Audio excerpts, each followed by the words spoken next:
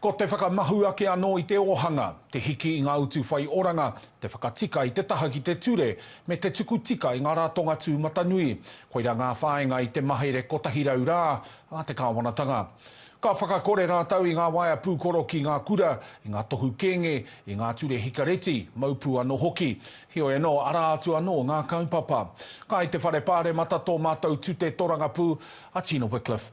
E tina, he hātu anō, he whāenga mā te Kāwanatanga. Ai whātikau mā iwa ngā aronga te Kāwanatanga hei whakataka huri I ngā ture o te wā I roto I te kotahirau rā. Kia rite mai Māori mā, ka pā mai etahi o enei panonitanga. Ki a koe? Kua puta te prene a te Kāwanatanga.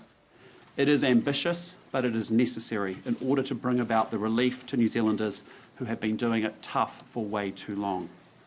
He heke ana te toki ki runga kaupapa Māori.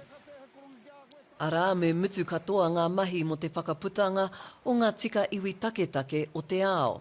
He whakamana ture hou hei whakakore I te aka whaiora. He tango I etahi meka matua o te ture tai ao auahi kore e a hei ai te hoko whānui I ngā rawa hikareti.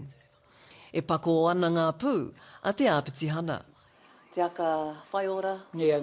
Kamate tērā. O tino aroha, ngōhio mātou kei te pirangi rātou ki te whakakore tērā kaupapa, aroha au ki ngā kaimahi. Ara anō atu ngā panonitanga e haere ake nei mo te ture whakahaere rawa tai ao.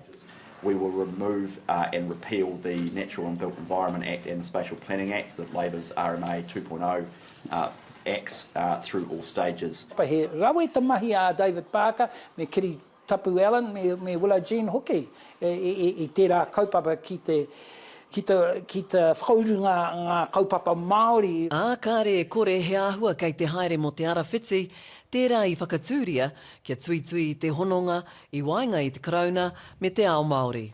O rongo au ko tērā tā rātou rautaki ki te whakakore te arawhiti ki te